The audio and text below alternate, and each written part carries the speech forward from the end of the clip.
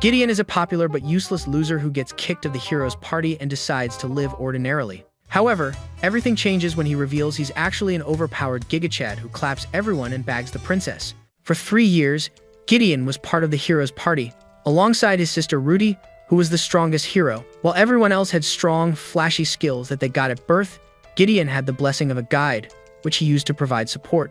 However, one of the party members, Ares, thought it was useless compared to his ultimate sage blessing. One night during a party, he called Gideon away from the others and told him to get lost because he had become dead weight.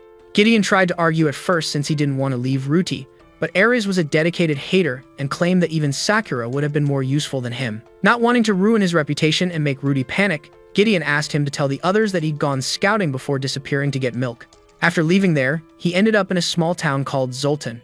There, he changed his name to Red and began working as a D-rank adventurer who specialized in picking herbs. There, he'd get mocked by other adventurers, but he ignored them and focused on his dream of opening an apothecary. One day, Gideon went into the woods as usual to gather herbs, and his spidey senses alerted him to an owlbear on his tail. Just as it attacked, Gideon instantly jumped on the tree and decided against slaying the creature because he was no longer in the hero's party. When he returned to town, he met some adventurers and the guild receptionist waiting at the entrance for him. Their leader, Albert, a B-rank adventurer who thought he was the reincarnation of the Witcher, rudely asked Gideon to join his party because they needed his Google Maps skills to navigate the forest. However, Gideon turned him down, saying he didn't roll with snotty brats, and this pissed Albert off. After he stormed off in anger, the receptionist asked Gideon to reconsider, promising to promote him to a C rank, but Gideon still refused, as he didn't want to stand out. Later, while he was counting how much money he made from his quest, an elf named Gons came to find him because his nephew, Tanta, was sick. Upon reaching their house, Gideon examined the boy and confirmed that he had the sickness called white eye. The doctor claimed they were out of medicine and needed special herbs from the mountain to make a remedy. Desperate to save Tanta's life, Gons pleaded with Gideon to accept the job, even promising to pay any price. Gideon agreed but told them not to inform the Adventurers Guild, since they had made the mountain off limits. Later, he sneaked out of town and used his super speed to arrive at the mountain in no time. Unfortunately, the area where the special herbs grew was on fire, thanks to the idiot Albert, who was hunting the owlbear with his party. As Gideon began salvaging the blood needle herbs he could find, the owlbear suddenly showed up before him. Albert's party had injured it, and it was very cranky, but Gideon took it down with one slash of his sword.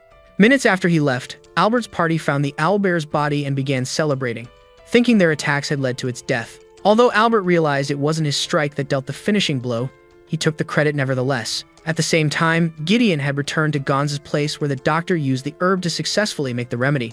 After Tanta's parents thanked Gideon for saving their son's life, they asked him to join them for dinner, but he left instead. However, he hadn't gone very far when Gons ran up to him and thanked him again. He then asked Gideon what he wanted in payment, and Gideon told him to build his apothecary for free. 4 months later, a blonde adventurer named Rit went to the guild to file a job completion report and learned that Gideon was opening his apothecary today. Meanwhile, Gideon's grand opening party had already begun, and he thanked Gons for building his dream shop. The next day, it rained heavily, and as Gideon was feeling bummed out over what that meant for his business, Rit walked into the shop. It seemed that the two knew each other, because Gideon was as surprised to see her as she was happy to see him.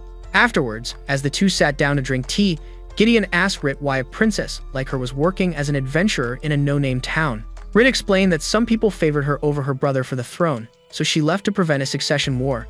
She then asked why he changed his name to Red and was now living as a side character in his own show. Gideon told her what happened between him and Ares, and Rit got pissed. She couldn't believe that the plot kisser had gone that far, but Gideon told her to be like Elsa and let it go. He then offered Rit more tea, and as she enjoyed it, he recalled the first time they met.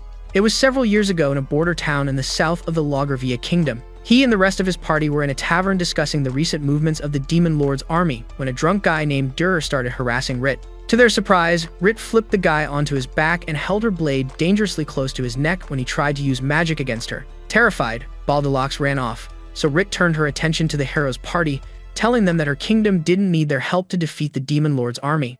It wasn't until after she walked off that they learned she was the kingdom's princess and hero. A few days later, Gideon met Rit to discuss the information she had gathered about the Demon Lord's army. After dissecting it and discussing it, Gideon suggested that they work together, but she refused, saying she could handle the situation alone.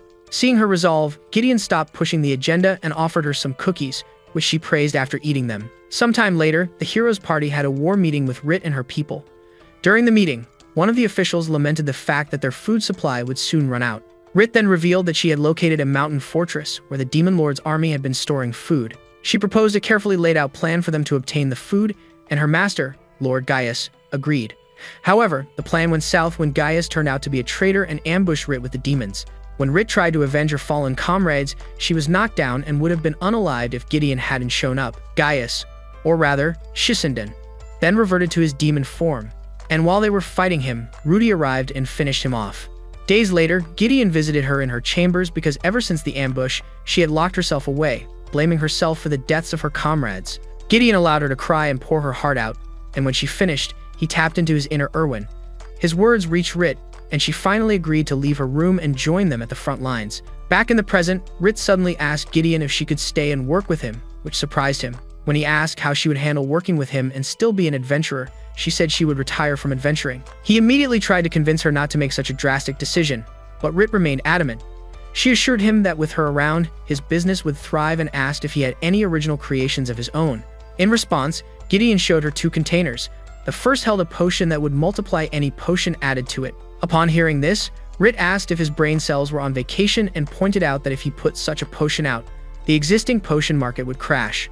Moving on to the second product, Gideon explained it was a new, improved pain relief medicine, and Rit suggested taking it to the Zoltan Council for approval. With that out of the way, Gideon awkwardly told Rit that he'd appreciate it if she could help him out from time to time, and she told him she was there to stay.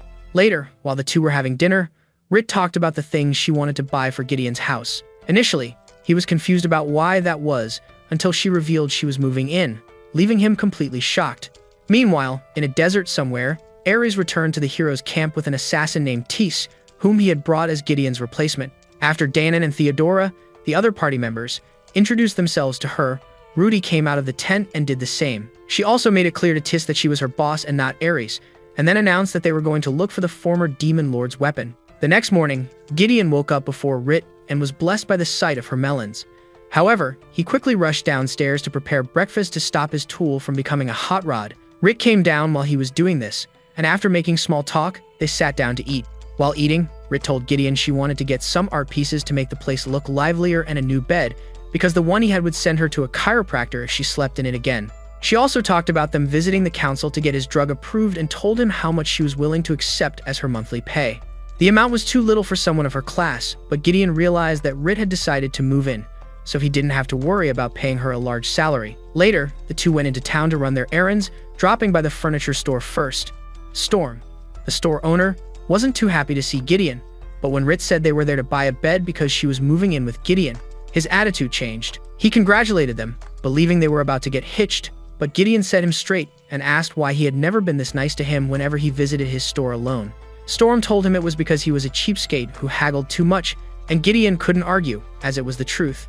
Storm then walked away to help Rit pick out the bed she wanted, and once she'd made her choice, she bought some other items which she placed in her item box. As for the bed, Storm promised to have it delivered, and the two left the shop for the council office. As they walked, Rit commented that Storm's store had a lot of good stuff, and Gideon told her it was because Storm had the craftsman's blessing, which he'd managed to level up. It was widely known that blessings were given at random after a person was born. However, most people didn't know that to level up their blessing, they had to commit murder. As Gideon thought about how Mortal Kombat coded their world was, he and Rit were drawn to the sound of a fight. To their surprise, they saw Tanta being beaten by a boy named Ademi, so Gideon immediately intervened.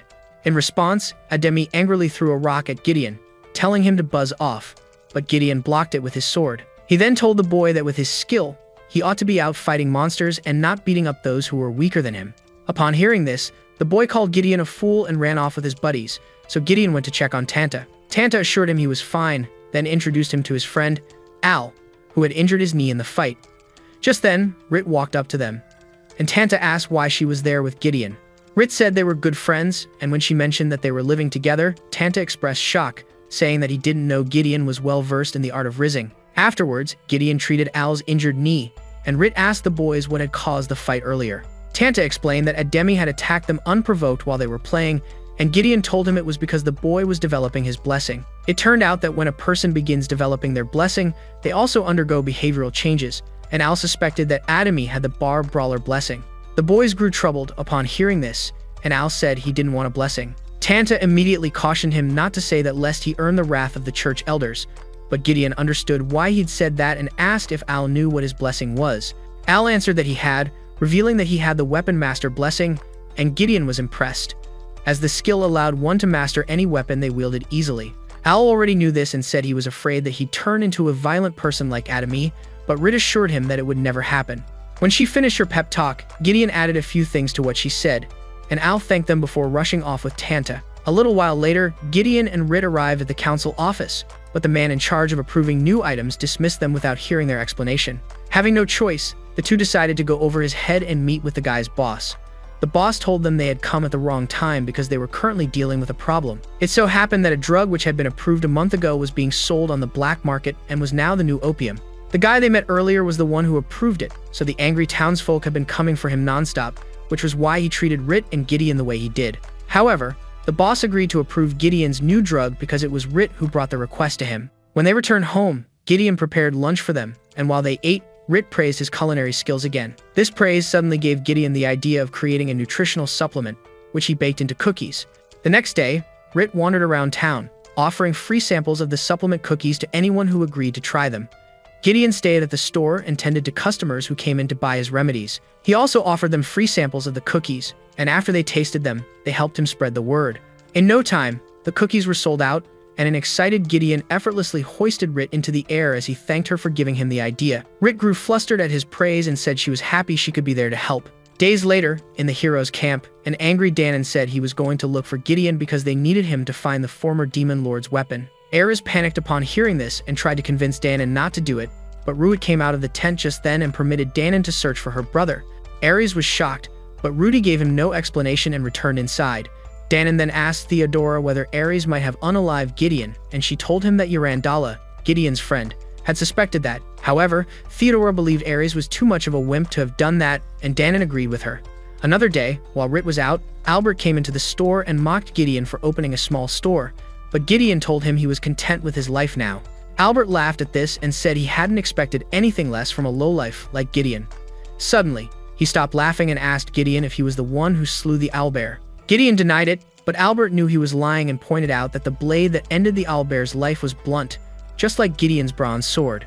Still, Gideon denied it, which pissed Albert off so much that he pulled out his sword and pointed it at Gideon. Shocked, Gideon fell on the floor, and Albert said he'd been mistaken to think a pathetic weakling like Gideon could join his party. The next moment, Rit burst into the store and tried to attack Albert, but Gideon called out to her to stop, so she held the blade against his neck and angrily demanded to know why he tried to attack her man. Albert was so shocked that he couldn't say a word, so Gideon answered for him, saying he had come to ask him to join his party. Hearing Gideon's voice so close to him snapped Albert back to reality, so he asked Gideon if his last name was Allen, since the last time he checked, he'd been behind the counter. Gideon explained that he'd moved when Rit attacked him, and Albert believed him. However, Rit was still pissed, so she told Albert to get lost before she turned his sausage into finger food. Once they were alone, Rit asked Gideon if he'd been hurt, and Gideon assured her that he was fine. She then began complaining about Albert and said that if it hadn't been for Gideon, she would have sent him to join his ancestors. Gideon told her that violence wasn't always the answer, but Rit reminded him that Albert had his sword to his neck. Gideon swore that if push had come to shove, he would have taken Albert down, and quickly changed the subject because he wasn't ready to reveal that he was an overpowered protagonist. Days later, Gideon found himself in a silent contest with Storm and Gons because no one wanted to leave the sauna first. To pass the time, they asked about his relationship with Rit, wanting to know if they had done the tango yet, but Gideon told them to mind their business. Storm then shifted the conversation to the unbearable summer heat, even though what he wanted to talk about was the heat in the sauna. Eventually, he decided to be honest, but Gons still tried to act tough, saying the room wasn't hot enough. Hearing this, Gideon got up and went to add more water to the coals, completely ignoring the fact that he was flashing them his family jewels. The added heat soon became unbearable for Gons, and he passed out almost immediately. Later, while he was recovering in the common area, Storm asked Zeph, the sauna's owner, why they were the only customers there. Zeph explained that a new bathhouse had recently opened and, since it offered many services, people preferred to go there. He was sure that he'd have to close his sauna soon since he couldn't compete with the new place, but Neo told him to stop underestimating himself.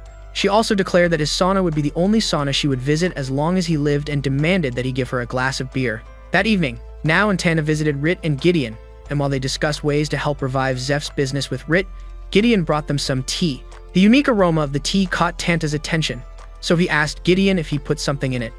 Gideon confirmed he had it and explained it was a medicinal herb that eased fatigue. As soon as he said this, an idea came to him, and he told everyone he knew how to help Zeph.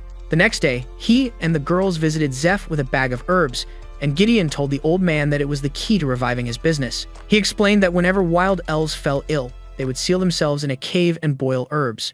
The steam from the boiling pot would warm their bodies and heal them, so he thought of applying the same method to Zeph's sauna. The only difference was that they would hang the bag of herbs over the coals, and Zeph welcomed the idea. After they helped him set it up, he thanked them for giving him a fighting chance and invited them to use the room for free. Gideon was the first one to use the sauna, but to his surprise, Rit and Nao came to join him, causing him to cover up quickly. He then tried to leave, but they convinced him to stay. As the three of them sat in the steaming room, Nao noticed how stiff Gideon and Rit were, so she began teasing them. She also commended Rit for her taste in men because, as far as she was concerned, Gideon was better than the snobby nobles in town. Rit agreed and said that since she'd known Gideon, he'd been nothing but a perfect gentleman. As both women continued singing his praises, Gideon's brain experienced a glazing overload, and he passed out.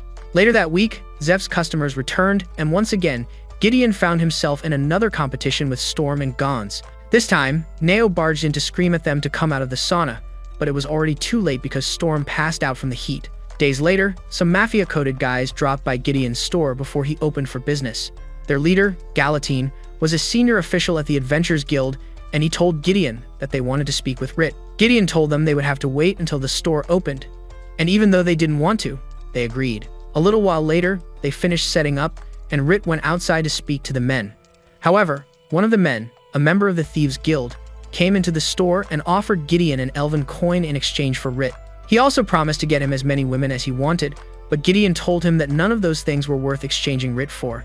This made the thief call Gideon a fool, but Gideon pointed out that he wouldn't be trying to buy Rit if she weren't very important. Meanwhile, outside the store, Rit was being offered money, titles, lands, and even husbands by the other men, who wanted her to return to being an adventurer, but she turned them all down. When they kept insisting, she angrily told them that she'd sign a lifetime contract with Gideon and warned them not to come for Gideon or else she'd make them pay. After she went back inside, Gideon placed a bracelet in her hand, saying it was payment for her lifetime contracts since he heard what she told the men. Feeling shy, Rit told him that such a gift only fed her delusions, leaving him flustered. At that time, that bald slime Baldur met with Big Hawk, a member of the Thieves' Guild. Big Hawk told him that he heard he knew what Rit's weakness was, and he wanted him to use it against her.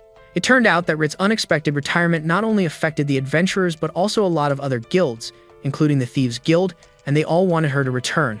Back at Gideon's store, Rit thought about how happy she was living with Gideon now and recalled the last time she saw him before moving to Zoltan.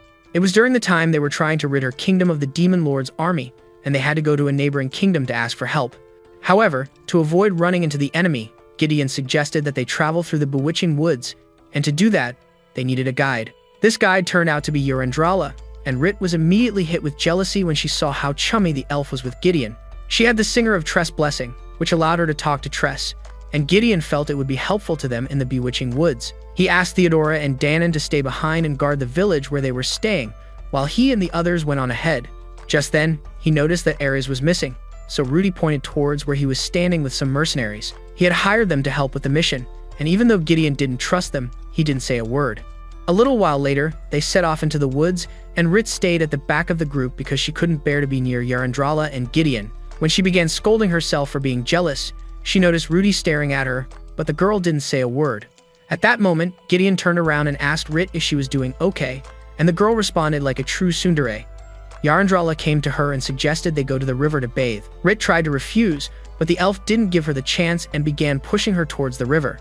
Later, at the river, while the girls were skinny dipping, Yurendrala told Rit that she knew she had the hots for Gideon. Curious, Rit asked Yurendrala whether she also had feelings for Gideon, and Yurendrala said she saw Gideon only as a close friend. She also said she wanted Gideon to live a happy life with someone he loved, free from the burdens he carried. It turned out that she'd picked up on the fact that the hero's party relied on him a little too much, yet they took him for granted. So she was certain that if he ended up with Rit, he'd have someone who truly loved and understood him by his side. Hours later, the group got to the exit of the woods and were surprised to find the Demon Lord's army waiting for them. Fortunately, the demons didn't see them, and Gideon deduced that it was the mercenaries Ares had hired that sold them out. He quickly devised a plan to help them escape, but Rit opposed it, knowing it would make him bait. When she tried to complain, Rudy shut her down, and Gideon assured her that he would be fine since Yarandrala would be with him. Having no choice but to trust him, Rit left with Rudy to get reinforcements, and on their way back, Rudy told her to pull back. The hero then went ahead to slaughter the enemy without breaking a sweat. A few moments later, Gideon and Yarandrala arrived, and even though Rit was excited to see him, she couldn't go to him because Rudy beat her to it. The next day, she bade goodbye to the hero's party, refusing to join them because she felt she'd be a third wheel in the siblings' relationship. Back in the present, Rit smiled like an idiot until Gideon reminded her that she had a delivery to make, so she rushed off. On her way, Dur approached her and tried to blackmail her into returning to adventuring, threatening to expose her identity as a princess. To his surprise, Rit said she didn't care, as she'd never tried to hide it before, and hit him in the stomach with the hilt of her sword. Still, the low-budget Voldemort refused to give up and continued yapping like he actually had something reasonable to say. Rit quickly cut him off and told him that he was free to do as he pleased, because there wasn't anything under the sun that would make her leave Gideon. She then left the shocked idiot alone and returned home to Gideon, who happily welcomed her. That night, in the desert, Rudy sat in her tent, missing her brother, and recalled the day he left. After Ares had told her the lie he cooked up and asked her to start relying on him, Ruit became pissed off because she was sure he'd done something to Gideon. So, without a second thought, she Satamed the idiot into the wall, and he started coughing out blood. She intended to leave him to bleed out, but changed her mind at the last second and healed him. Back in the present, she told herself that she had to continue her journey as the hero, even though she missed her brother terribly. Days later, while Gideon was at Dr. Newman to bring him some remedies he'd requested, they heard a commotion coming from the house next door.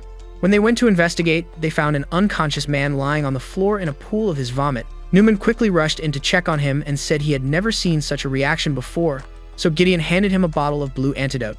The doctor was surprised and asked how he knew what the guy needed, and Gideon explained that his first aid skills let him ease symptoms even though he didn't know what caused them. Taking his word for it, Newman administered the antidote to the patient. When he finished, Gideon drew his attention to the powdered substance on the floor, and the doctor panicked. A little while later, after the unconscious man was settled in Newman's clinic, the doctor revealed that the patient had overdosed on the newly approved drug that was making its rounds in the black market. He asked Gideon to prepare more of the antidote for him because his gut told him that he'd be seeing more patients like that soon. Later in the day, Gideon returned to the store and, after making lunch for himself and Rit, he told her what had happened while he was out. Rit grew worried after hearing this, but Gideon told her that there was nothing they could do except make more antidotes. To cheer her up, he suggested they go to the river for a swim and a barbecue, and Rit grew excited at once. When they got to their destination, Gideon began setting up a tent. However, he got distracted when he saw Rit taking off her clothes to reveal her swimsuit and quickly turned away to keep his wild thoughts away. Unaware of the war in his shorts, Rit suggested that they go for a swim, and Gideon followed her like a loyal puppy. After splashing around in the water for a while, they started the barbecue, but for some reason, they were too shy to speak to one another. Eventually, they started laughing, which eased the tension, and they finally began talking again. The conversation was about how he'd expected Rit to be all shy around him when she moved in, but instead, she proved him wrong. Rit admitted that she'd been faking her bravado because she had expected him to turn her away. When she mentioned that he never even gave her the slightest bit of attention she craved, Gideon held her hand and apologized. He also admitted that he had kept his distance because he was afraid he'd love bomb her and make her feel uncomfortable. This admission was the push Rit needed to summon the courage and kiss him. Meanwhile, in the desert, Tishy was getting water from an oasis when Rudy came to join her, so she curiously struck up a conversation with her, wanting to know why she never slept at night. Rudy explained that her blessing as the hero had turned her into a humanoid robot who didn't require food, water, or rest to function, which surprised Tis. Back at Zoltan, Gideon and Rit had returned to their store, and Rit suggested that they begin making the antidotes. She said she'd heard from the adventurers that the happy powder people had been snorting had turned them into entirely different people. Before Gideon could give his thoughts on it, an injured guy burst into the store, asking for their help. Gideon immediately swung into action, but instructed Rit to go out and find out what had happened, so she rushed out. Upon arriving in town, she found Jack the Ripper on a rampage and decided to stop him. The guy's real name was Campbell, and he had the thief's blessing, so Rit knew he shouldn't be able to wield an axe as well as he did. As she was trying to figure out what the glitch in the Matrix was, more axe-wielding guys surrounded her. As she began fighting them, Albert suddenly showed up and unalived them with his crossbow. Rit grew furious when she saw what he had done and berated him, but he didn't care. Instead, he pointed out that one of the men was still alive and told her to administer first aid to him since Gideon wasn't there. Realizing that he was worse than scum, Rit pointed her sword at him, forcing him to back away in fear. However, her rationality took over, and she told him to thank his stars that she hadn't gone berserk on him. Days later, while Rit rested her head on Gideon's lap, he read the paper and learned that no one knew why Campbell and the others had gone cuckoo crazy. As they speculated that it was because of the new Molly on the black market, Tanta and Al arrived, wanting to hang out. To entertain their guest, Gideon made some food, and while they ate, Al told him that his blessing had touched him. He explained that it hadn't given him any urges yet. However, he couldn't help but be anxious that it would in the future. Gideon told him that his anxiety was linked to the fact that he had yet to choose a weapon to master and assured him that once he did, he would be fine. Still, Al couldn't shake the feeling, so Gideon suggested he start by learning to use a small knife. A little while after the boys left, Rhea, a member of Albert's party, dropped by to apologize to Rit on Albert's behalf. Rit told her it wasn't her fault. Albert lacked common sense, then asked what the fool was up to lately.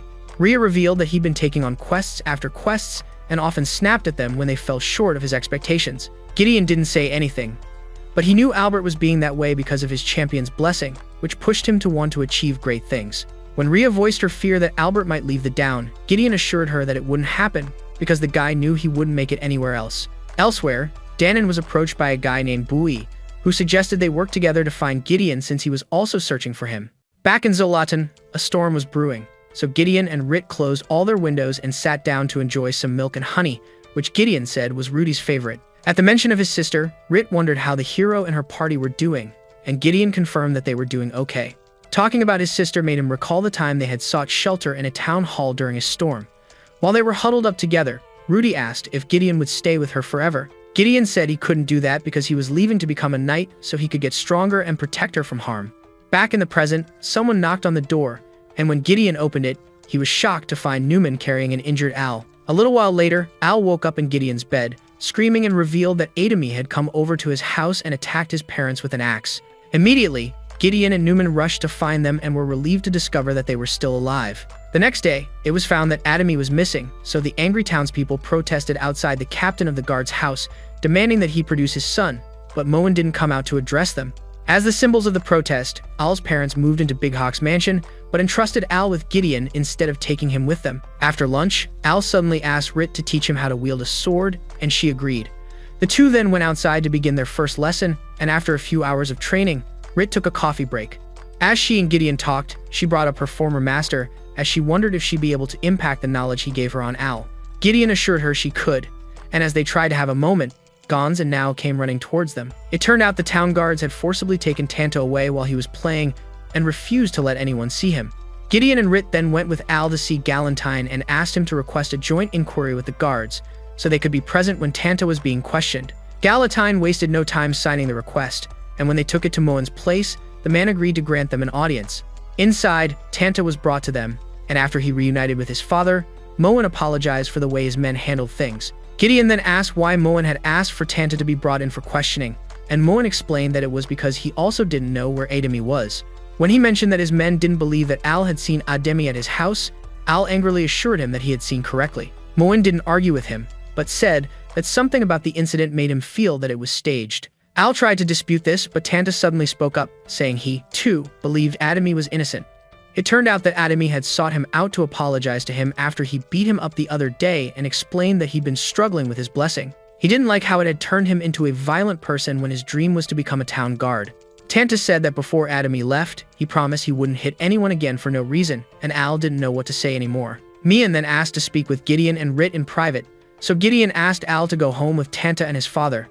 Once they were alone, Moen told Rit he needed her help with the investigation and promised to compensate her fairly. After Rit agreed, Gideon asked Moen if there was any chance that Ademi had used the new drug, and Moen lost it.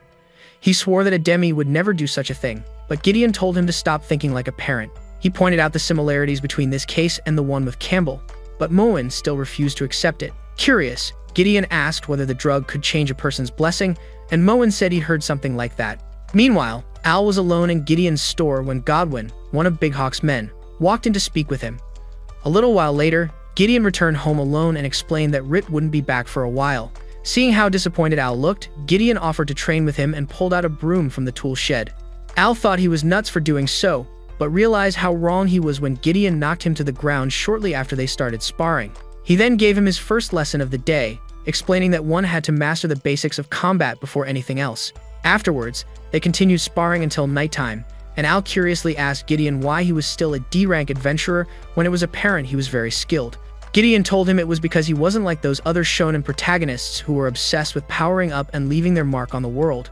As they talked some more, Al told Gideon about Godwin and said he had given him a sword, which he claimed was what a feature weapons master like him needed. Al admitted that having the sword made him feel like he could become a champion like Rit. However, he wasn't sure if that was an agenda being forced on him by his blessing. Gideon told him that the only way to find out was to ask his sword, which was something he'd learned from Theodora, and this got Al thinking. Meanwhile, in another part of town, Rit cornered a drug dealer and took his merchandise, but the next moment, the guy exploded. Before she could comprehend what had happened, she was surrounded by some thugs. Unfortunately, the slime from the dead guy made it impossible for her to pull out her blades, but Danon suddenly showed up and helped her. After cleaning herself up with magic, she asked why he was in Zoltan, and he revealed that he'd come looking for Gideon. However, he said he wouldn't try to take him back because he could see that he had created a better life for himself. As he spoke, he approached one of the unconscious men and removed his cloak to reveal that he was a stalker demon. He then asked about the guy who exploded earlier, and Rit told him that he was a drug dealer. Danon figured something strange was going on in the town, so he told Rit that he would help, but asked her not to tell Gideon that he was around. Rit agreed to keep his presence in a town a secret and then return home to be babied by Gideon. While they were talking, he told her about Al's new sword and asked her to take a look at it. Using her magic, Rit appraised the sword and learned that a location spell had been cast on it, making Gideon wonder why Big Hawk would want to keep tabs on Al. The next day, they took Al to a swordsmith to get a weapon made for him. While Rit was helping Al pick something, Gideon heard a commotion outside and went to investigate, only to find the protests were still underway. Meanwhile, Rudy and her party had entered the ruins of the former demon lord. However, their path to the weapon was suddenly blocked by a gargantuan demon, so Rudy instructed Tis to go on without them. She and Theodora then attacked the demon while that coward Ares stood there, shaking like a leaf. Fortunately, Rudy saved him from becoming an isekai permanently, and after they slew the demon, she told him not to expect them to save him always. Just then, Tis returned and led them to the weapon, which turned out to be an airship. They boarded it and left for their next destination. Back in Zoltan, it was nighttime, so Gideon and Rit decided to do some aerobics. However, before they could pre-game, they heard a sound outside their door. Gideon suspected that Al had gotten up to get some water, so he told Rit that they should postpone their plot activities to avoid scaring the boy for life. The next day, Rit went into town wearing a cloak, but was suddenly surrounded by Dur and Big Hawk's men. They assumed she was Al and asked her to come with them, so she took off her cloak, and that was when they realized that they had been tricked. Dur immediately ordered his men to attack her, but they were no match for Rit, so one of the guys suddenly transformed into an axe demon. Meanwhile, back at the store, Al was being watched by a knight when Godwin came knocking. To his surprise, the knight let Godwin in. A little while later, a tied-up Al was thrown before Big Hawk, and the man started yapping about how he had risen from the slums to become what he was. He said he was destined for more, which was why he plotted to take over Zoltan by creating the wonder drug, Devil's Blessing. The drug had been produced from the hearts of 50 axe demons, and it had the power to change a person's blessing. After his exposition dump, Big Hawk asked for Adami to be brought in, and the boy apologized to Al, saying that he'd taken the miracle drug because he wanted to be like his father. A little while later, Big Hawk stepped onto the balcony to address the people gathered outside his house. To Al's surprise, the brainwashed fools hailed Big Hawk as their savior and cheered him on. Big Hawk soon signaled for them to be quiet and began speaking to them about how he'd gone to protest at the council office, demanding that they make Adami face the law. He claimed his protest was shunned because Ademi was the son of the captain of the town's guard, and that they were using their power to protect him. The people bought into this blatant lie, and Big Hawk made sure there was no room for doubt by having two guards step forward and claim they had hidden Adami. As the people began clamoring for justice, someone handed Al a knife, and Big Hawk told him to use it to avenge. Al didn't want to and demanded to know why Big Hawk wasn't taking responsibility for giving Adami the drug in the first place. Big Hawk didn't deny giving the drug and the axe to Ademi, but he pointed out that Ademi's actions had nothing to do with him. He then encouraged Al to unalive Adami so that he could gain a second blessing, and Al became conflicted. In the end, he cut Adami loose because he didn't want to become a murderer, and Godwin called him a fool. The man pulled out an axe, and as soon as Ademi saw it, he grew afraid, which confused Al. Big Hawk explained that a side effect of the drug was that anyone who used it would get a murderous impulse anytime they looked at an axe. Upon hearing this, Al tried to talk Adami out of it, but the boy pushed him aside and grabbed the axe from Godwin. Fortunately, Gideon arrived and destroyed the axe before Adami could use it. He also knocked Godwin down and took both boys with him after revealing that they had tricked Big Hawk into exposing himself. Later, in an empty part of town, he gave Adami an antidote, and after the boy took it, Bowie revealed himself. All Gideon knew about him was that he was helping Rit, so he entrusted the boys to him and left to face Big Hawk. Albert happened to be with Big Hawk, and when he saw Gideon, he immediately attacked him. But Gideon showed him who his daddy was. Realizing that Gideon had only been pretending to be weak, Albert became pissed, but Gideon didn't care about his feelings. Just then, he noticed that the sword Albert wielded was a demon's sword and realized he'd forged a contract with a demon. Big Hawk then spoke up, revealing that he was actually a demon named Belial, who granted wishes under the contracts he made. He had taken over Big Hawk's body after the idiot had contacted him to help him become the king of Zoltan. However, things hadn't progressed as he liked, so he made a contract with Albert, another desperate fool. Albert didn't even try to deny what he'd done and bragged about how he would soon become a hero. This prompted Gideon to ask how he could turn a blind eye to everything Belial had caused, and Albert said it was all for a good cause.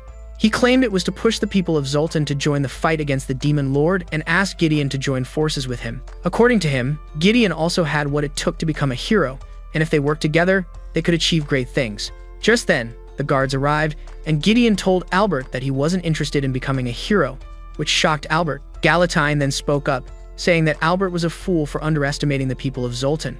Realizing that he was about to be captured like a common criminal, Albert lost it and tried to attack Gideon, even though Belial told him not to. The result of this reckless decision was having his hand cut off by Gideon, and as he gripped his bleeding hand, he admitted he was never a match for Gideon. Gideon told him that he'd always rooted for him because he believed he would be the one to save Zoltan. At that time, Al and Ademi arrived at Big Hawk's place, where everyone was still gathered. Using his magic, Bowie hoisted the boys into the air so everyone could see them as they addressed them on the issue. The boys assured them they had settled their bad blood and urged them to return home rather than fight. They also advised them to stop using the drug unless they wanted to turn into demons. The people were hesitant to believe them, so Oliver asked if Al had truly forgiven Adami, and Al confirmed that he had. Hearing this, everyone decided to give up the protest and return home. Later that evening, Belial, who had been locked up in the town's prison, was visited by Bowie. However, when Belial realized that Bowie was actually the demon Shisandan, he quickly grabbed Belial's throat to stop him from revealing his secret. He then demanded to know why Belial had shared the Devil's Blessing drug with humans when he knew it was forbidden. Belial told him that he'd done it because he wanted to bring down the Demon Lord's army, and the next moment, he broke his contract with Big Hawk. After reverting to his true form, he broke out of his cell and went to find Albert, who agreed to form another contract with him before they escaped together. Days later, Gideon and Rit met with Al, who was now in an adventurer's party with Rhea and a few others. After wishing the boy luck, Al and his party left for their first quest. That night, Belial and Albert showed up in Rudy's tent, and the hero wasn't happy to see them. In the morning, Ares was shocked to see the airship flying away, and that shock doubled when Theodora revealed that Rudy and Tease had cut them off. He angrily asked how the two intended to survive an attack without his magic, and Theodora reminded him that Rudy was the hero. She then walked into Rudy's tent, and as she looked around the place, ignoring Belial's body, she noticed Rudy's hero badgering on the floor. Meanwhile, on the airship, Tissa asked Rudy why they were heading to Zoltan, and Rudy said it was so she could get more of the Devil's Blessing drug. It turned out that when Belial and Albert came to see her, he showed her the drug and explained how it worked. However, the only thing Rudy took from his explanation was that it weakened a person's blessing, so she poured half the bag down her throat without a second thought. Belial was so shocked because he'd failed to mention that the drug transferred the slain axe demon's malice into a curse, which then binds the demon's blessing to it. Since curses didn't work on Rudy, he feared that the drug wouldn't work on her, and he was right. Back in the present, Rudy told Tiss that when they reached Zoltan, she intended to hide her identity and move around as a commoner. Tisse panicked inside upon hearing this, but outwardly she remained calm and collected, asking why Rudy had chosen her as her companion. Rudy explained that it was because she was the only one who kept her composure around her and didn't overreact, even though she was the hero. Meanwhile, in Zoltan, an unhappy Gideon sat alone in his store, with no customers. When Rick came to bring him some tea, she explained that people in Zolian hardly left their houses during winter. The only way he could attract customers was to offer a product useful in the weather. Gideon then asked what kind of product she had in mind, and she told him about the hand warmer they had back in La Gravia. The only problem was that one needed an intermediate alchemy skill to make them. To her surprise, Gideon revealed that he had discovered a new way to make them during his travels. However, he was hesitant to test it out because he didn't want it to create another multiple potion. Rit assured him it wouldn't be the case, since this idea was different, and encouraged him to give it a shot. The next day, he took samples of the hand warmers into town, and everyone who tried them wanted more. A few days later, Rudy and TC arrived on the outskirts of Zoltan, and TC told Rudy that her new name was Ruhr, while she would go by Tifa. Rudy then handed her sword to her and walked deeper into the woods, but when she returned, she had another sword with her. It turned out that she'd spotted a goblin settlement from the ship and had gone there to acquire the sword. Tis assumed she'd slaughtered the goblins, but Rudy explained they weren't bad and had been suffering from an illness she cured. As they made their way into town, they reached a bridge guarded by a man named Otto. The guy demanded that anyone who wanted to cross the bridge pay a fee, so Rudy tossed him into the river. This got the other travelers talking, and Tistis told herself that Rudy wasn't blending in. A little while later, at another bridge, the stupid Otto challenged Gideon and was punched into the river again. That evening, Rudy arrived at the gate of Zoltan, carrying a large monster which she had defeated. The stunned guard asked them to wait while he went to get a wagon. But while he was gone, Tisa suggested to Rudy that they find an inn instead. Gideon arrived a few hours after that, and the guard invited him to have some drinks before heading home. While they were at a noodle shop, Tis came in to buy some food, so Gideon asked the owner to give her a stool. As she sat beside him, he observed her closely and deduced that she was trying to keep a low profile. Tis reached the same conclusion about him, so she ordered her food to go to avoid any trouble. Later at the inn, she told Rudy about Gideon and warned Rudy that they had to be careful with their plan to break Godwin out of prison. The next day, she left the inn to gather information, and on her way, she couldn't help but think about her brother. This just made her miss him even more, so she swore she would do everything in her power to see him again. Meanwhile, a fairy dragon visited Gideon and Rit, and it took them to a fairy hamlet in the woods to see its mistress. When they walked into the house and saw that she was in her birthday suit, Rit quickly covered Gideon's eyes so that he wouldn't fall into temptation. Eventually, she let go of him, and after doing an examination, Gideon told the fairy that she was suffering from spiritual damage. It turned out that a curse was slowly draining her magic, and she hadn't detected it on her own. Since the curse had the same effect as the nightmare spell, Gideon gave her something to stop her from dreaming, and she thanked him. Rit then asked whether the curse might be responsible for the cold-like illness sweeping through town, and Gideon said it was possible. That night, Rudy and Tis successfully broke Godwin out of prison, but tied him up somewhere. The next day, Rudy told TC she wanted to get some medicine to treat Godwin's injuries, so TC recommended Gideon's store to her. Later that day, Gons dropped by the store to buy hand warmers, and while he was telling Gideon about the prison break, Rudy and Tise walked in. The moment Rudy saw her brother, her cold demeanor changed, and she excitedly jumped into his arms. Later, after Gons left, Tis formally introduced herself to Gideon, and Ruti asked whether he was staying alone. Gideon told her that he lived with Rit and asked what Ares had told her about his sudden disappearance. Rudy said Ares had told her that he fled, so Gideon cursed the son of a gun in his head before explaining what really happened. When he concluded his story, he apologized for ghosting, but Rudy told him everything was fine and asked him to rejoin the party. Gideon turned down her invitation, saying he had built a new life in Zoltan, so Rudy declared she would move there too. Just then, Rit returned, shocked to find Rudy sitting at the table. While serving a fresh batch of tea, Gideon asked Rudy why she was in Zoltan, and she said she had come to find him and someone else. She explained that without him and this person, their chances of defeating the Demon Lord were slim, so Rit asked if he'd go with Ruit. Gideon repeated what he'd told Rudy earlier, and Rudy revealed that she was moving to Zolta, which shocked her. That night, Tisei visited Godwin and informed him that they were extending their stay in Zoltan. Upon hearing this, Godwin panicked and said that if someone discovered his whereabouts, he would be sent back to prison. Later, when Tis returned to their room at the inn, she told Rudy they couldn't keep Godwin locked up for much longer. She also said he'd need a fully equipped lab to cook up a new batch of Devil's Blessings. Rudy told her she'd heard of an elven ruin in the mountains, and Tis pointed out it would make a good hideout. She was still talking about it when Rudy suddenly got up and moved closer to her. At that exact moment, Tiss's spider tried to tell her something, but Tiss failed to understand it. When Rudy stretched her hand forward, Tiss jumped back and pulled out her blade because she assumed Rudy wanted to hurt her pet. Rudy immediately explained that she had misunderstood her, and after she apologized for scaring her, Tiss realized she'd jumped to a conclusion too fast. She also realized that Rudy didn't understand the concept of friendship, so she decided to set things right. The first step was to introduce her to her spider, which Rudy had been trying to pet earlier. Meanwhile, Bui was holed up somewhere looking at a map as he tried to figure out where the elven ruins were located. He then picked up a crystal and complained when he saw that it hadn't gathered enough magic energy. However, he quickly realized that someone was interfering with his curse. The next day, Rudy tried helping out at Gideon's store, but her intimidating aura scared the customers away. So to stop his business from going under, Gideon decided to take her into town for the day. The first place they visited was the sauna, and when Zeph saw her, the old man nearly had a heart attack at the deathly glare in her eyes.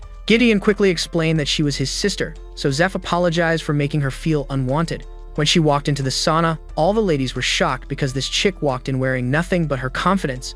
A little while later, she returned to the common area and drank a bottle of milk with Gideon. While they chatted, a young girl approached them and said Rudy had dried herself without a towel. The girl's excited chatter drew the attention of the other patrons, and when they learned she was Gideon's sister, they began doing that thing all adults do, hype up the younger sibling. On the way back home later, Rudy apologized for sticking out like a sore thumb, but Gideon said he didn't mind.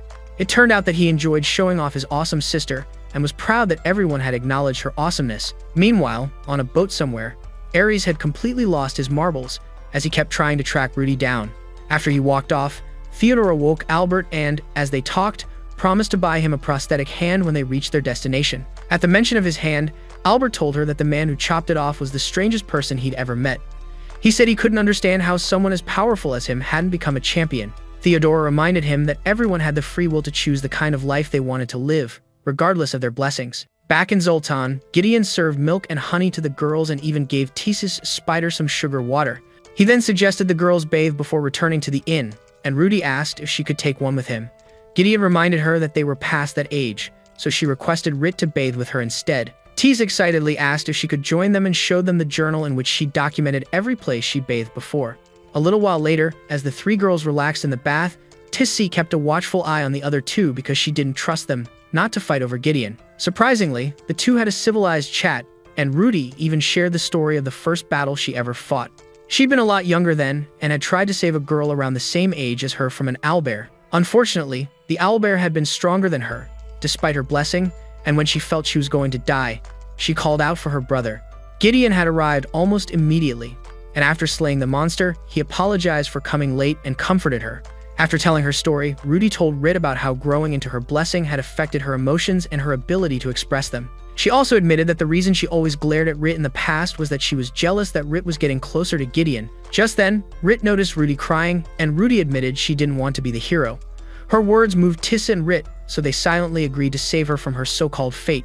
The next day, Tis told Gideon and Rit why she and Rudy were truly in Zoltan, so Gideon insisted on going to speak with Godwin. When it was time to leave, Tis said she wanted to stop by the port to buy supplies for Godwin, so Gideon offered to do it. Meanwhile, Ares, Albert, and Theodora had just arrived at the port, but Ares walked off on his own, saying he would get a room in the center of the town because he was a pompous a-hole. As he walked away, he passed Bui on the way, and the latter couldn't help but stare at him. A little while later, Gideon arrived at the port to pick up the items for Godwin, and to his surprise, he met Danon, who now had one arm. While Danon embraced him, they didn't notice Theodora and Albert sitting at a nearby restaurant. Theodora made sure things stayed that way by casting a spell to cloak herself and Albert. Even when Gideon and Danon went into the restaurant to catch up, she kept the cloaking spell on and listened to their conversation. Danon asked Gideon to come back with him, but Gideon refused, saying he had found a place to call home. The way he spoke made Danon realize that he'd left on his own, so he decided to respect his wishes, but said he'd stick around to see how his new life was going. This statement led Gideon to tell him that Rudy was in town as well, and after he explained everything, the muscle daddy said he would continue to support Rudy no matter what she did. When he got up to leave, Gideon asked what had happened to his arm, and Danon promised to tell him along the way. Meanwhile, Ares was visited by another Danon, who had both his hands. He told him that Gideon was living it up with Rit, and Ares became pissed because he couldn't understand how Gideon had gotten so lucky. Seeing his reaction, fake Danon mentioned Rudy, and without thinking, the pea-brain fool confirmed that she was in town. Suddenly, he asked fake Danon to take him to Gideon's store, and when they arrived, he trashed the place like a true hater. Meanwhile, as Gideon and the real Danon were doing the Naruto run to the ruins, the real Danon told him that Shisanden was alive. This information caused Gideon to stop in his tracks, and he listened carefully as Danon explained how Shisanden attacked him on a ship and bit off his arm. As Gideon wondered how Shisanden had survived being stabbed in the heart by Rudy, they saw a Drake carrying Ares and the fake Danon towards the ruins. Danon then told Gideon to go ahead, so he zoomed off like he was the Flash, and he met Rit and Tis along the way. When he told them what Danon had told him, Rit began blaming herself for not seeing through Shisanden's lies when she had met him in town. Gideon assured her that it wasn't her fault and then told her they had to work together to send that demon back to where he belonged. He then went on ahead to the ruins, and when he found Godwin, he grabbed his arm and twisted it. The moment he screamed, Rudy barged in, ready to bust heads, but when she saw it was her brother, she relaxed and led him to another part of the lab. There, Gideon revealed that he'd been researching ways to suppress her blessing, and Rudy was shocked, When he showed her one of the remedies he'd made, Rudy asked why, and he told her it was because she was his precious sister. He said he had done everything he did to take care of her, even though she was the hero. This prompted Rudy to ask if he was disappointed in her for wanting to abandon her destiny, and he assured her that he wasn't. Overwhelmed, Rudy hugged Gideon and told him that she loved him very much. Soon, Tissue and Rit arrived, and Rudy thanked Tiss for bringing Gideon and Rit to the ruins. Gideon then said they had to speak to Godwin to find out more about the devil's blessing, and as they talked about it, Rudy revealed that the drug did not affect her. Confused, Gideon asked how she'd been suppressing her blessing, and she told him that a nameless blessing had manifested within her. Since they had never heard of such a thing, they went to ask Godwin, who said he had never heard of it either. Gideon then asked if she could get the murderous impulse that Adami had, and Godwin said she might not, because of that nameless blessing. As they breathed a sigh of relief, T suddenly alerted them to something approaching the lab, so they rushed outside to see what it was. To their surprise, they saw large eyes, and Gideon said they were known as Plague Eyes. It was a location spell, and if they tried to destroy it, the caster would be alerted to their location. Ignoring what her brother said, Rudy destroyed the eyes with a lightning spell and then rushed off to find the caster. Gideon followed suit, and they were surprised to find Ares waiting for them on the other side. The haggard sage told Rudy it was time for her to return to her job, but Rudy refused, saying she was no longer the hero. Ares pretended not to have heard her and continued yapping about the importance of her job. Seeing this, Gideon tried to talk him back to his senses, but he told him to shut up and blasted him into a wall with a spell. He then tried to talk to Rudy again, but she stabbed him for hurting Gideon and told him to be grateful that she didn't hit any vital organs. Next, she went to heal her brother, and before they walked away, she told Ares she had no further business with him. Alone, Ares started crashing out again, so Shisanden, now posing as Bui, walked up to him and offered him a healing potion. Ares refused it, and after healing himself with magic, he told Shisanden to drop the act, as he already knew he was a demon. Seeing as he no longer had to pretend, Shisanden offered a deal to Ares, which he accepted. According to him, a relic belonging to the first hero lay deep in the ruins, and if they worked together to find it, Ares could give it to Rudy. As they began walking deeper into the ruins, Ares thought about when he first met Rudy. He had been drawn to her instantly and told himself that his place was beside her because he genuinely believed that was why he'd been given his sage blessing. At the same time, the siblings reunited with Rit, Tissa, and Godwin, and told them that Ares had cast the Plague Eyes spell. Tiss then used her skills to track him and told them that Ares had gone down to the lower levels. When she mentioned that he was someone who was using magic to conceal themselves, they were all shocked. However, Rit immediately guessed it was Shisanden, so they decided to head down there and stop whatever the demon was plotting. Meanwhile, Theodora, Danon, and Albert finally made it to the ruins, and Danon Hulk smashed his way into the room where Ares and Shisanden were. The first thing he did was throw a sword at Shisanden, but the demon managed to deflect the attack, and when he tried to retaliate, Danon started beating him up mercilessly.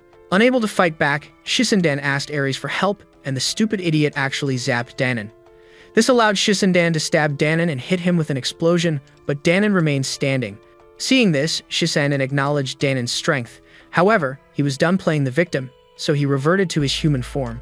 Despite this, Danon managed to block all his attacks with only 2 fingers, and to Shisandan's surprise, he broke all his blades too. Unfortunately, Shisanden was a sneaky son of a gun, so he picked up a broken blade using his foot and stabbed Danon with it. After Danon fell, Ares stood, staring at his body, surprised by how unaffected he was by the whole thing. He soon realized that he'd never been a good person because Danon wasn't the first teammate he had betrayed. This realization was all he needed to embrace his dark side, and he calmly followed Shisanden in the search for the relic.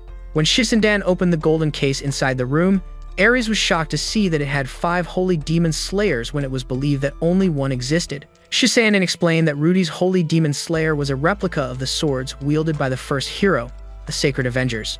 He also revealed that Ruti was a replica of the first hero, and the only way to return her to the hero's path was to give her one of the Sacred Avengers. Ares grew hopeful upon hearing this, but Shisanan told him they had to get rid of Gideon first. Outside the room, Gideon and the girls arrived, and Rudy handed Gideon his sword, so he thanked her for keeping it. When they entered the chambers, they saw Shisanden standing there in Gaia's body, so Rit attacked him. Gideon tried to assist her, but Ares made things difficult by attacking them with a fire spell. Rudy immediately cast protection spells on them in the form of shields and told Ares to stop acting like a madman. She promised she would forgive all his wrongdoings if he did, but Ares was too far gone to care. He created a dark spear and tried to attack her with it, but she countered it with a lightning spell. A terrified Godwin tried to yeet out of the room, but a drake almost struck him. Fortunately, Tis came to his rescue and told him to stay close to her if he wanted to live. On the other side, Ares pulled out the sacred Avenger in his possession as he tried to figure out a way to make Rudy touch it. At the same time, Rudy pulled out her own sword and unleashed a mighty whirlwind, which shattered the sacred Avenge and destroyed the Drake. Seeing this, Shisanen realized that Root was far stronger than any hero before her. Just then, Tis warned that something was coming from below, and to everyone's surprise, Theodora burst out from the floor on a Drake. She then tied Rit up with chains and attacked Rudy, who fought back as she questioned why Theodora was going against her. Theodora told her it was because the world still needed a hero, and she was willing to do anything to keep it that way. Ruit then told Theodora she had never wanted to be the hero in the first place, but Theodora didn't listen. As far as she was concerned, it was God's will, and they had to obey it. She tried to convince Ruti that without the hero, everyone was doomed, but Rit disagreed, arguing that without her party, Ruti wouldn't have become a hero. Surprisingly, Shisanen agreed with Rit, saying it was a shame they were on opposing sides because he would have loved to fight alongside her. Just then, Gideon noticed that Theodora's Drake was about to attack Rit, so he rushed over and slayed it. At that moment, Ares summoned an iron block, which he tossed in their direction, causing the elevator walls to begin shaking. When Rudy tried to help them, Theodora got in her way, so she slashed her and tried to continue her mission, but Shisanen attacked her next. As they fought, they fell through the hole Theodora made, leaving Ares alone with Tis and Godwin. Not surprisingly, the nutjob attacked Tisi, and as she lay on the floor, he started laughing like a madman. Having had enough of the potential Arkarm patient, Godwin threw a fog-producing device down and told Ares that he disliked guys like him. In response, Ares blasted him out of the way and squashed Tisi's spider because it tried to challenge him. At that time, Rit and Gideon were still falling in the elevator, and when Danon saw this, he used his last remaining strength to propel them back up. As soon as Ares saw that they were back, he tried to blast them with a spell, but Gideon charged at him. Tis's spider, which he thought he'd unalived, then used its web to pull his hand back, giving Gideon an opening to slice off his hands before sending him to the pearly gates. Meanwhile, in the lower level of the ruins, Shisanen and Rudy continued clashing, and he told her that she had to fulfill her destiny as the hero. When he started yapping a little too much, Rudy glared at him with hate and charged at him. He managed to block her punch with the sacred swords, but the impact shattered them and sent him flying. She then grabbed the last one and used it to slice him up, without realizing that she played right into his hands. By the time she finished, she was no longer herself, and when she went back to where the others were, she tried to attack Gideon. Seeing this, Tis quickly acted as a meat shield, and when Gideon asked why she'd done it, she said she'd forgotten he had plot armor. To his surprise, Rudy didn't show signs of remorse, and when he tried to move, she attacked him again, so he fought back. Her attacks chipped his sword, so he pulled out his bronze one, causing Godwin to ask if he was that desperate to see his creator. In the blink of an eye, Rudy destroyed the bronze sword, but Gideon used that chance to force the sacred sword out of her hand. As soon as that happened, she regained her senses and rushed into her brother's arms, sobbing. Danon and Albert arrived just then, but they weren't acknowledged because Rit cried out that her healing powers weren't working on Tis. Rudy rushed over to try and help, but discovered that her powers were no longer working. As she began to cry, Theodora, who had been healed earlier by Gideon, came over with Albert's help and offered to heal Tisa with her magic. When her job was completed, she told Rudy that she wouldn't ask for her forgiveness because she believed she hadn't done anything wrong. She explained that their party fell apart after Gideon left. However, it was then that she learned the hero's life was lonely. Despite that, she still insisted on forcing Rudy to continue down that path, believing it was her destiny. After saying her piece, she asked Rudy to strike her down for her betrayal, but Albert begged them not to. He explained that he'd always wanted to be a hero without truly knowing what that meant, but after watching them, he finally understood it.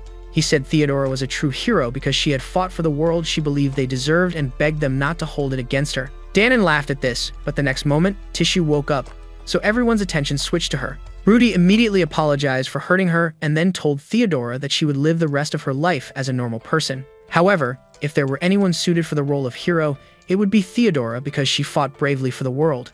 Gideon added that a true hero wouldn't live a lonely life because they chose to be the hero. After thinking it over, Theodora asked Gideon if she could become a guide like him, and he told her that she could. The next day, Gideon stepped out of the store to take a break from cleaning the mess that Ares had made. Suddenly, it started snowing, and when he looked up, he saw Rudy and Tease approaching. As they drew closer, Rudy sneezed and said it had been a while since she felt the cold. As she tried to catch the snowflakes, Rick came outside and told them to come in before they caught a cold. Surprisingly, Rui told her she didn't mind, since it had never happened before. When she sneezed again, Gideon draped his cloak over her and invited them inside for breakfast. While they ate, Gideon observed her and felt pleased that her new blessing, which took on the name New Truth, was working well to suppress her hero blessing. It turned out to have the power to overshadow other blessings and had come just in time. Rit then asked the girls where they were heading after breakfast, and Rudy said they wanted to buy some land. It so happened that Rudy had decided to start a medicinal herb farm, and Tis would help her. Rudy assured Gideon that they would return before Ares' funeral in the evening, and Rit offered to watch the store while they were out. When evening came, they went to the church for Ares' funeral service, and when it was over, Danon told them he would stay in Zoltan for a few more days to rest. However, instead of walking away, he asked if Gideon knew why Shizandin had been able to wield the holy swords. Tissue speculated that it was because the first hero was an Asura demon like him, which explained why there were 6 swords and not 1. They found this hard to believe, but Gideon said it was possible. He explained that Asura demons didn't have blessings, so the god who created the blessing must have changed the hero's meaning. Later, Gideon and Rit thanked Gons and Mido for helping them restore the store and bid them good night. When they returned inside, Gideon brought Rit some tea, but noticed she was upset, so he asked what the issue was. She admitted that with everything that happened, she was even more afraid of losing him, but he assured her it would never happen. He also hugged her and told her that he loved her before taking her upstairs to show her just how much. Rit was a bit shy at first, but she eventually grew bolder, and things went smoothly between them for their first time. After they finished their activity, they started pillow talking, and Gideon promised Rit that he would be with her forever. Days later, Ruit came to visit Gideon, and he took her into town with him for a special day of sibling bonding. He bought her some accessories, took her to lunch, and as they walked around, they spotted Godwin selling potions. However, he ran away when he saw them. They ended their day by the riverside, chatting and enjoying the fresh air until Rude fell asleep. Another day, after Rudy and Tease dropped by the store, Rit got jealous because Rudy grabbed Gideon's arm, so she grabbed the other one. This led to a stare-off, but in the end, the girls laughed because they realized they were being immature. Just then, the receptionist from the Adventurers Guild rushed in and asked for Rudy's help to save a village that Shrek's extended family had seized. Rudy hesitated, but agreed to go after Gideon told her it was her choice, and Tisi insisted on going with her. That night, in the woods outside Zoltan, Godwin sat by a fire drinking with Yarandrala, and she asked him to tell her about Zoltan. He told her it was a backwater town, but said it was the best place for anyone who wanted a slow life. Yarandrala then stood up and said it was high time she paid Gideon and Rudy a visit, since she hadn't seen them in a while. Do you think Theodora would find a new hero soon, or would Albert make a good replacement? If you've made it this far, let us know by commenting more. Also, check out this next video.